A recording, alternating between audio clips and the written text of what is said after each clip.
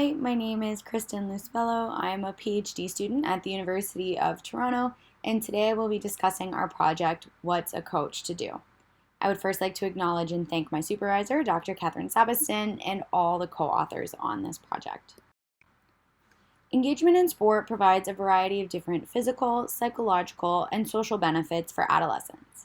Body image, or how one perceives, thinks, feels, and behaves in relation to their body's appearance and function, has been identified as an important contributor to sport experiences that can be largely influenced by aspects of the sporting context itself.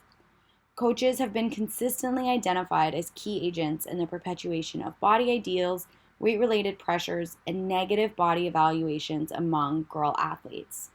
Thus, coaches are thought to play an important role in fostering positive body image and mitigating negative body image in athletes. However, the evidence on the influence of the coach is predominantly from the athlete's perspective. Therefore, the purpose of the present qualitative study was to explore coaches' perceptions of their own roles, responsibilities, and understanding of body image among girls engaged in sport. Coaches from the Greater Toronto Region were eligible to participate if they had experience coaching girl athletes between the ages of 13 and 17 in non-aesthetic team-based sports at either the recreational or competitive level, as well as the ability to communicate in English. 13 coaches in total participated in interviews. Interviews were conducted by a master's student who identifies as a mid-20s white female who has experience playing non-aesthetic sports. The interview guide was developed using empirical evidence and input from sport organization community partners and contained exploratory, open-ended questions to allow the coaches to reflect on their experiences of girl athletes' body image during sport participation. The verbatim transcripts were analyzed inductively using Braun and Clark's 6-step framework for thematic analysis, and strategies including purposeful sampling, a critical friend, and reflexive journaling were used to enhance study rigor. So 4 main themes were generated from the data analysis.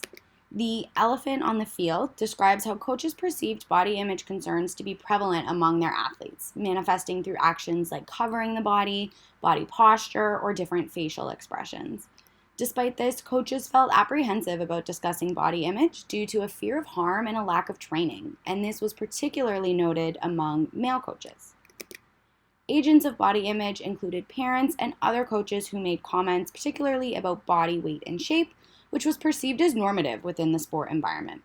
Non-inclusive uniform options and the media perpetuated that only a narrow range of body types are suitable for sport.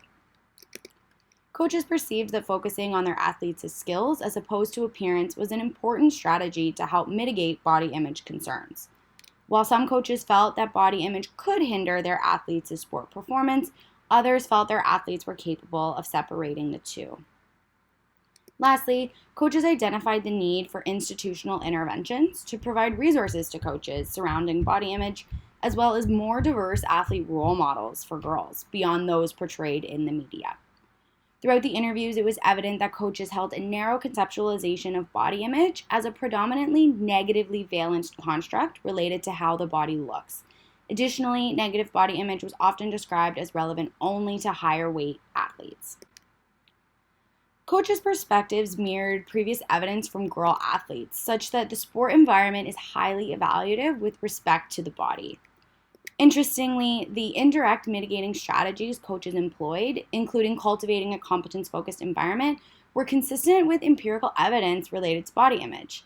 However, those strategies were based on personal experiences and anecdotes that also endorse certain degrees of weight bias and internalization of the thin ideal, the perpetuation of which has also been linked towards negative body image in athletes. The reliance on personal opinions was due to a lack of standardized training, which left coaches feeling unequipped to directly discuss body image. Interventional studies highlight negative body image reductions once coaches receive evidence-based training, further underscoring the strong need to develop evidence-based resources so coaches can learn effective strategies to mitigate body image concerns. Future research can build upon the current study limitations by further investigating sex differences in coach experiences, as well as whether differences emerge across competition levels or within aesthetic sports, furthering the ultimate goal of improving sport experiences for adolescent girls. I'd like to thank you for taking the time to listen to my presentation. Our full manuscript can be found in The Psychology of Sport and Exercise.